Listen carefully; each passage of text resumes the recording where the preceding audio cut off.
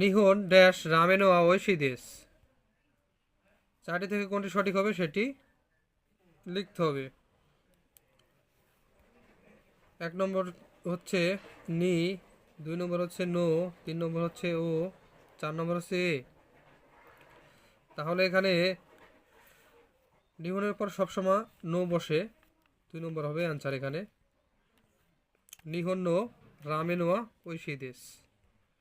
মানে জাপানের রামেন হচ্ছে খুবই সুস্বাদু খাবার।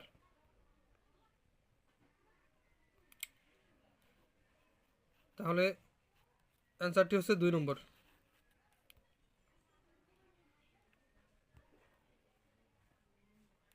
ধন্যবাদ সবাইকে ভিডিওটি দেখার জন্য। মিনাসান আরিগাতো গুজাইমাস।